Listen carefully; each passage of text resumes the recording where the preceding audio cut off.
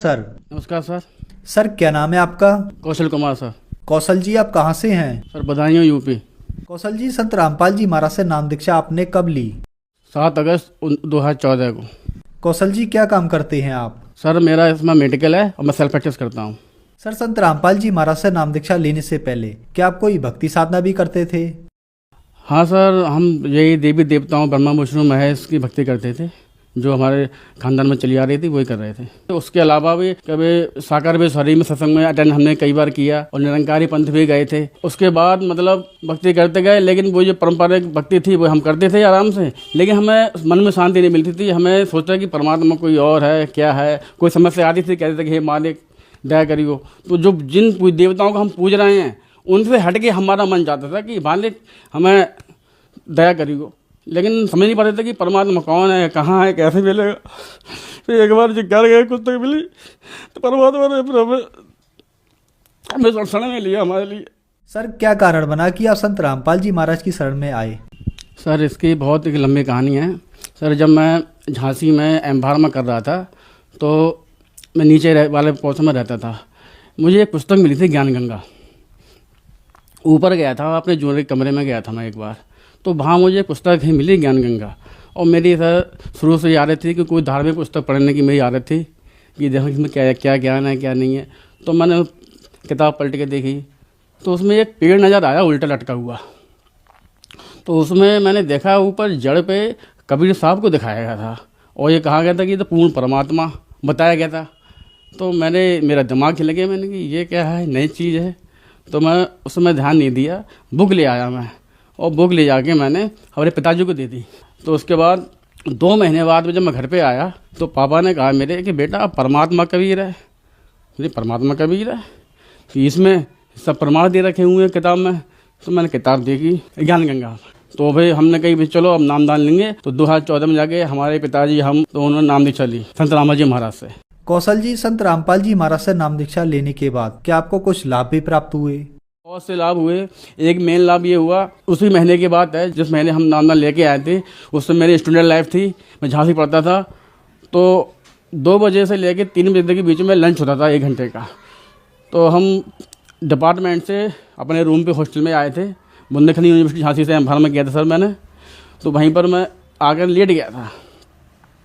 अब परमात्मा ने कहा कि बेटा इस जो नाम हमें संत रामपाल जी महाराज ने दिया था प्रथम मंत्र, तो हम उसका जाप करते थे। प्रथम मंत्र हमें मिला हुआ था। तो हमारी ये हमने ऐसी हैबिट बना ली थी कि हमेशा 24 घंटे हम उसी को सिमरण करते रहते थे।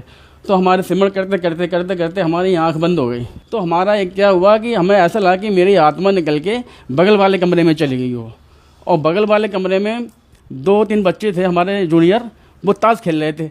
मैं देख लिया कि वो ताश खेल रहे हैं, और जैसे ही सही से बाहर निकला वैसे ही यम के दूत आ गए कि ये कौन निकला, पकड़ पकड़ से पकड़ो। तो डर के मारे, हमें ज्ञान तो था नहीं, अब मैं शरीर में कैसे घुसूँ, इसकी बुद्धि मुझे मालूम नहीं थी। फिर संत रामपाल जी महाराज का मैंने ध्यान दिया तो परमात्मा की दया से उन्होंने अपने आप प्रकट होकर मेरे शरीर को अपने शरीर में डाल दी, मेरी आत्मा को। तो तब गुरु जी ने मना भी किया था कि बेटा आँखें बंद करके समाधि मत लगाना, वरना काल का दाव लग जाएगा। ऐसी 2 बार घटना हुई थी मेरे साथ, 2 बार मैं सही से बाहर निकल जाऊँ सर। इसके अलावा परमात्मा ने एक बहुत बड़ा लाभ दिया, मेरे पिताजी की उम्र बढ़ाई परमात्मा ने। जब मैं झांसी पढ़ता था उस समय तक हमें और हमारे पिताजी को दूसरा मंत्र मिल चुका था सतनाम। क्या हुआ, एक बार मैं झांसी था तो रात की बात है, मेरे नाना मुझसे बहुत प्यार करते थे। तो काल ये हमारे नाना के रूप में हमारे घर पे आया और बरामदे में आके स्टूल पड़ा था, उस पर बैठ गया आकर के। रात में 11-12 बजे के आसपास पापा उठे थे तो पेशाब के लिए। तो उन्होंने देखा कि पिताजी बैठे हुए हैं। पिताजी देखे तो उन्होंने मुड़ के देखा, लेकिन बरामदे में कुछ फ़ोटो लगे थे संत रामपाल जी महाराज की और कबीर साहब के, तो वो आगे नहीं बढ़ पा रहा था। कुछ परमात्मा की शक्ति है, वो आगे नहीं बढ़ पाया काल। तो उसने देखा कि पापा ने कहा भाई पिताजी आप कैसे आए। तो उसने भयंकर पराठ रूप अपना दिखाया, 1000 भुजा वाला, जो अर्जुन को दिखाया था काल भगवान ने कुरुक्षेत्र में। तो परमात्मा ने कह रखा था बेटा कोई समस्या आए या कोई काल का अटैक हो, सीधे सतनाम को स्मरण कर लेना। तो वहाँ पिताजी ने सतनाम स्मरण किया और वहाँ से वो काल चला गया। वो उस दिन मतलब वो पापा को लेने ही आया था कि उससे पहले 1 महीने पहले से कई बहुत तबीयत खराब रही थी हमारे पिताजी की। वो मतलब लोग यही कहते थे कि पता मुश्किल से बचेंगे नहीं, पता नहीं क्या रोग लग गया, हम बीपी डाउन, एकदम कमजोरी, उठ नहीं पाते थे। बहुत डाउन हो, शरीर 1 महीने से बिल्कुल डाउन हो गया था उनका। लेकिन परमात्मा ने उनकी, जब परमात्मा ने उनका रक्षा की, उसके बाद परमात्मा की दया से, संत रामाजी महाराज की दया से आज बिल्कुल स्वस्थ हैं, बिल्कुल कोई दिक्कत नहीं, आराम से। इसके अलावा मैं संत रामाजी महाराज से जुड़ने से पहले की बात है कि कई साल से मेरे मतलब पथरी एक 8 mm की, 6 mm की बहुत बनती थी मेरे। जब भी शायद नपा जाता कि 4 mm की, 6 mm की, दोनों किडनी में मेरे पथरी बनती थी मेरे। दवा बताई कि डॉक्टर हैं, उनसे दवा लेते थे, लेकिन दवा खाते थे, महीने भर में तो ही निकल जाती थी, लेकिन हर बार बन जाती थी। बड़ा परेशान रहता था मैं। तो संत रामपाल जी महाराज से अरदास लगाई कि हम मालिक, ये समस्या बड़ी गंभीर है मेरी, कि हर साल 2-3 बार पथरी मेरी बन जाती है और दर्द इतना होता है कि किसी ने गोली मार दी हो पेट में। तो परमात्मा ने कि कहा कि बेटा कोई दिक्कत तो स्मरण करना नाम का, मर्यादा में रह के, और अमृत जाल ले लिया कर। तो जब अब भगत जी ऐसा है कि जब अब तो कई साल से पथरी बनी नहीं, और हल्की फुल्की दे जब बन जाता है तो अमृत जाल ले लेता हूँ, दर्द बिल्कुल ख़त्म, और अगले दिन में बाहर निकल जाती है। बिना ट्रीटमेंट, बिना दवाई के कोई पथरी अब पेट में नहीं रहती मेरी। वो सही सोच रहता हूँ भगत जी मैं। और मेरी कुछ आर्थिक स्थिति गड़बड़ थी, अब मैंने एक छोटा अपना मेडिकल खोल लिया है, उसमें खूब बरकत है, कोई दिक्कत नहीं आ रहा, अच्छा काम चल रहा है, कोई टेंशन नहीं, और घर में भी कोई दिक्कत नहीं होती हमारे यहाँ। संत रामाजी महाराज की दया से आज मेरी आर्थिक स्थिति बहुत अच्छी है। एक बार मैं अपनी पत्नी के साथ जा रहा था तो 2 घटनाएं घटी थी, 2 दिन अलग अलग। एक बार मेरे बाइक के आगे एकदम अचानक गाय आ गई, तो गाय को वहीं रोक के परमात्मा से, संत रामाजी दया से मेरी गाड़ी एकदम आगे निकल गई, वरना अगर टक्कर होती तो शायद होता हम लोग नहीं बचते। बहुत बिकट एक्सीडेंट होने को था, और सब लोग ये भी कहने लगे अगल भर कि ये कैसे हो गया, जबकि मेरी पत्नी जुड़ी हुई नहीं है गुरु जी से। फिर वो ये कहने लगी कि आपकी गाड़ी एकदम आगे कैसे हो गई। मैंने कि सब मालिक की दया है। मैं समझ गया कि संत रामाजी महाराज की दया से ये मुझे लाभ मिला। एक बार पीछे बस लेके आया तो मोड़ था ऐसे, और मेरी बाइक सीधी जा रही थी, तो बिल्कुल बाइक टक्कर होने वाली थी, एकदम अचानक मेरे परमात्मा ने बाइक मेरी आगे बढ़ा दी, वरना अगर थोड़ा सा 1 सेकंड भी हो जाता तो मैं ख़त्म हो जाता भगत जी। और साथ में मेरे बच्चे भी थे, सब लोग थे। ये 2 बार परमात्मा ने बचाया मेरे लिए, संत रामाजी महाराज से बचा हूँ मैं। और सर जी, इसके अलावा मेरी मम्मी को हार्ट की प्रॉब्लम है, उनकी राममूर्ति बरेली में दिखवाया, एंजियोग्राफी कराई थी उनकी, तो उन्होंने डॉक्टर ने बताया कि 2 आर्टरी ब्लॉक हो चुकी हैं आपकी। तो उन्होंने डराया, कुछ धमकाया कि डॉक्टरों को है ही यही कि आप एंजियोग्राफी है कराइए और बाईपास सर्जरी कराइए, आप 2.5-3 लाख रुपये खर्चा आएगा आपका, ये है वो है। तो हम भी घबरा गए, हम पे पैसा भी नहीं इतना। मैंने कहा कि ऐसा करो, अरदास लगाओ, संत रामाजी महाराज से कुछ दया करेंगे। तो ये तो बड़े बड़े कैंसर सही कर दिए परमात्मा ने, कैंसर के बाप सही कर दिया, तो ये तो हल्की सी बीमारी है। तो हमारी माता के लिए भी इतना मिल चुका है, भक्ति करती हैं आराम से, और वो दवा भी जो खा रही हैं अब वही दवा काम करने लगी हैं। अब आराम से, जैसे वो 1 किलोमीटर क्या आधे किलोमीटर ही पैदल नहीं चल पाती थी, अब वो फील्ड में 3-4 किलोमीटर पैदल चलती हैं। वो फील्ड का वर्क है, वो HP हैं, तो फील्ड का वर्क है उनका, तो चलना पड़ता है। तो संत रामाजी महाराज की कृपा से मतलब उन पर वही दवा फिर से काम करने लगी आराम से, और हमने आज तक ऑपरेशन नहीं कराया है। सर, संत रामपाल जी महाराज से नाम दीक्षा लेने के बाद आपको बहुत सारे लाभ प्राप्त हुए, लेकिन सर कहा जाता है कि संत रामपाल जी महाराज से उनके अनुयायी अंधश्रद्धा के तहत जुड़ते हैं। सर, आप एक डॉक्टर हैं, पढ़े लिखे व्यक्ति हैं, क्या ये बातें सही हैं? नहीं, तो लोग कहते हैं अंधश्रद्धा है, ऐसी कोई बात नहीं है। जो हम पढ़े लिखे समाज से हैं, बचपन से ही मेरा भक्ति में रुझान था। जब मैं अन्य देवी देवताओं की पूजा करता था तो मुझे वहाँ पर कुछ न कुछ चमत्कार देखने को मिलते थे। अब वो बहुत पहले की बात थी, वो काल की भक्ति थी।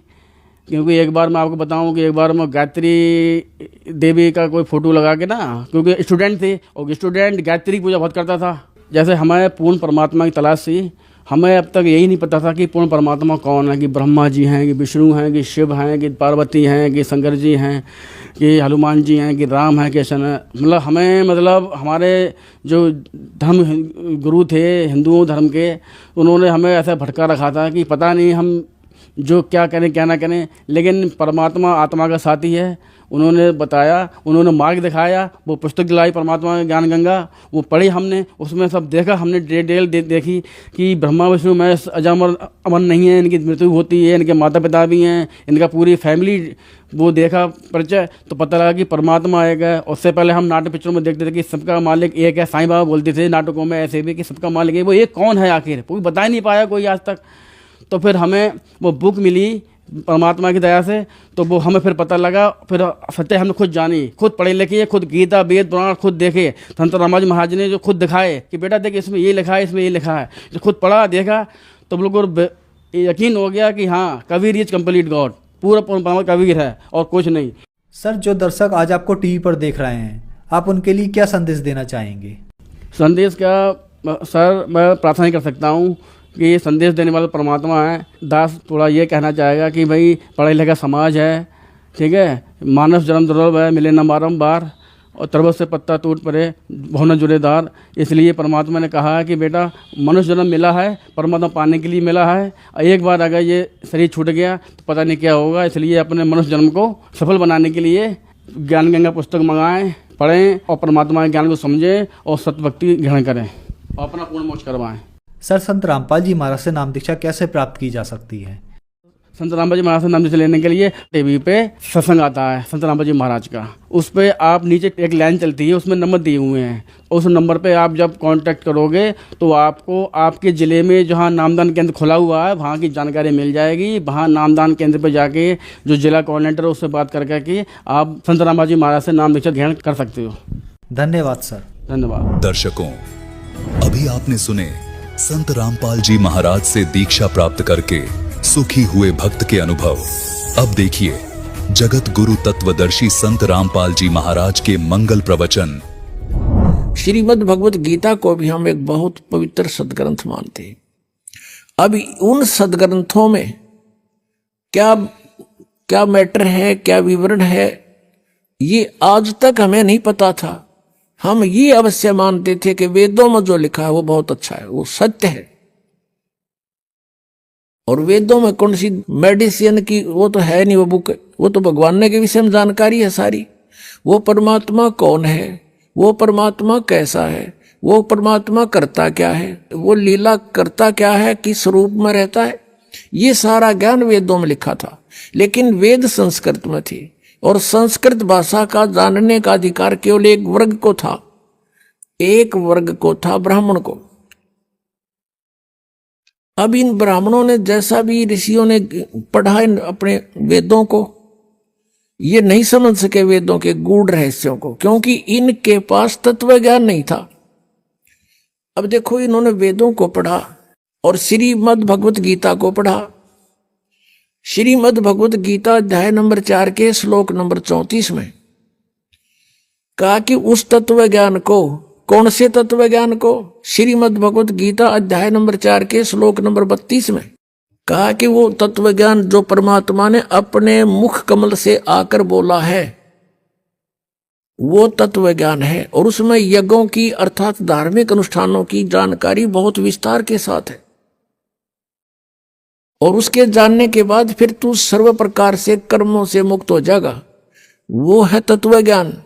तो चौथे अध्याय के 34वें श्लोक में कहा कि उस तत्व ज्ञान को तू तत्वदर्शी संतों के पास जाकर समझ और उनको दंडवत प्रणाम करने से, कपट छोड़कर विनम्र भाव से याचना करने से, प्रार्थना करने से वो तत्वदर्शी संत तुझे परमात्म तत्व का ज्ञान कराएंगे। तो इससे सिद्ध हो गया कि गीता ज्ञान दाता ये कह रहा है कि मैं उस तत्व ज्ञान से अपरिचित हूं। नहीं तो एक 18 अध्याय लिखे 19वां और लिख दो यूं तत्व ज्ञान भाई, उसको पता ही नहीं था इसके बारे में। ऐसे ही चारों वेदों का सारांश है पवित्र श्रीमद् भगवद गीता, पवित्र चारों वेदों का। तो यजुर्वेद अध्याय नंबर 40 के मंत्र नंबर 10 से लेकर 13 तक 2 बार गवाही दी है कि कोई तो परमात्मा को असंभवात, असंभवात माने जो जन्म नहीं लेता यानी निराकार है, और कोई उसको कहते हैं संभवात, जैसे राम और कृष्ण रूप में जन्म लेकर प्रकट होता है वो साकार है। कहते हैं भगवान साकार है या निराकार है, इसकी जानकारी भी तत्वदर्शी संत बताएंगे, उनसे सुनो, वो सही सही बताते हैं। तो इससे सिद्ध हो गया कि वेद ज्ञान भी कंप्लीट नहीं है। इसलिए वेदों में लास्ट में लिखा है नेति नेति। नेति का अर्थ होता न इति, इति माने एंड, अंत, न माने नहीं। हमने जो ज्ञान दे दिया ये पूर्ण नहीं है, ये इतना ही नहीं है। तो इससे सिद्ध हो गया कि वेद भी इनकम्प्लीट ज्ञान रखते हैं। तो इन महापुरुषों ने, ब्राह्मणों ने, ऋषियों ने, जैसे ब्रह्मा ने, विष्णु ने, शिव जी ने, इन सभी ने वेदों को पढ़ा और वेदों में भी पढ़ने के लिए ड्यूटी लगा दी ब्रह्मा की कि आप इनको पढ़ो और अच्छी तरह समझो और हमें समझाओ। तो ब्रह्मा को ब्राह्मण कहने लगे। ब्रह्मा के वंशज जितने थे, ब्रह्मा जी ने उन ऋषियों को भी अपनी तरफ से जैसा भी उन्होंने वेदों को समझा वो ज्ञान बता दिया, तो उसके वंशज सारे ब्राह्मण कहलाने लगे। तो ब्रह्मा जी ने जो विष्णु और शिव जी को ज्ञान दिया उन्होंने फाइनल मान लिया कि जो इन्होंने ठीक पढ़ा है वेदों को ऐसा ही होगा। यही परंपरा फिर आगे चलते हुए आ गई। इन वेदों को पढ़ने का केवल अधिकार ब्राह्मणों को रह गया। संस्कृत भाषा को यही जानते थे, अन्य नहीं जानते थे। अभी कुछ समय पहले भी अपने भारतवर्ष में संस्कृत पढ़ने का अधिकार केवल ब्राह्मणों को था, अन्य जाति का ब्राह्मण नहीं, कोई भी व्यक्ति संस्कृत नहीं पढ़ सकता था। भारतवर्ष में एक काशी विद्यापीठ रही है, काशी में, उसमें केवल ब्राह्मणों के ही बच्चों को पढ़ाया जाता था। और एक यहां कड़ौली गांव है खरखोदा के पास, कड़ौली जिला सोनीपत में। कड़ौली गांव का एक निश्चल नाम का बच्चा था। उसके मन में प्रेरणा हुई कि मैं संस्कृत भाषा को जानूं और फिर सदग्रंथों को समझूं और फ्री ऑफ कॉस्ट सबको बताऊं। ये ब्राह्मण वर्ग ने तो केवल इसको अपनी रोजी रोटी तक सीमित कर लिया। इस उद्देश्य से उस किसान के जाट के पुत्र ने एक झूठा सर्टिफिकेट बनवा लिया नंबरदार तय कि ये निश्चल दास ब्राह्मण वर्ग कुल से संबंध रखता है, इस गांव का रहने वाला है, और वो बनवा कर चला गया। काशी विद्यापीठ में प्रवेश पा लिया। वहां उसने विद्या ग्रहण की और पूरी यूनिवर्सिटी में 1 नंबर पावे, फर्स्ट स्टैंड करे, अपनी शिक्षा पूर्ण कर ली। जब वो चलने लगा तो उस काशी विद्यापीठ के प्राचार्य की एक कन्या विवाह के योग्य हो गई थी।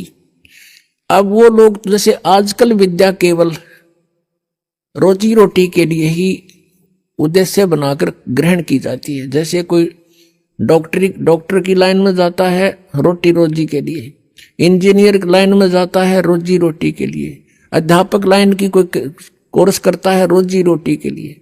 तो उसी तरह विद्या का उस समय प्रयोग करते थे ब्राह्मण वर्ग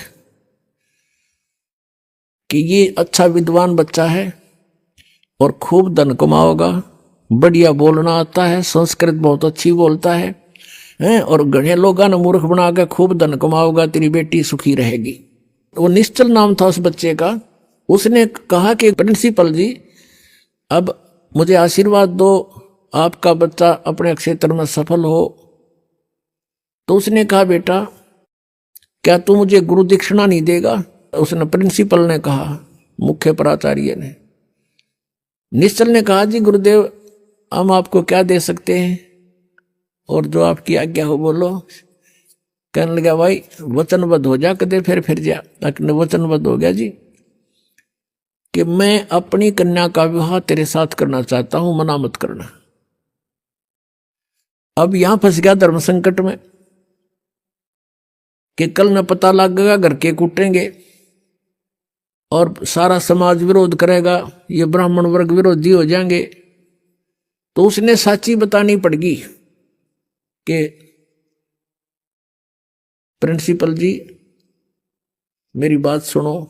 उसने सारा कहानी बता दी कि मैं किसान का पुत्र हूं, जाट का, मैं ब्राह्मण नहीं हूं, और मैंने ये झूठा सर्टिफिकेट बनवाना इसलिए जरूरी समझा कि मैं संस्कृत पढ़ना चाहूं था और इन सदग्रंथों के गूढ़ रहस्यों को समझ के वेदों को जनता में फ्री ऑफ कॉस्ट सेवा करना चाहता हूं। मैं शादी भी नहीं कराना चाहता था, मैं फ्री ऑफ कॉस्ट सेवा करूंगा, मैं इस उद्देश्य से यह शिक्षा ग्रहण करने आया हूं, मैं ब्राह्मण नहीं। फिर वो प्रिंसिपल लाल पीला हो गया। उसने बहुत खरी खोटी सुनाई और श्राप दे दिया और वचन ले लिया कि वचनबद्ध हो कि संस्कृत भाषा में ना तो कोई प्रवचन करेगा और ना ही कोई लेखन कार्य करेगा।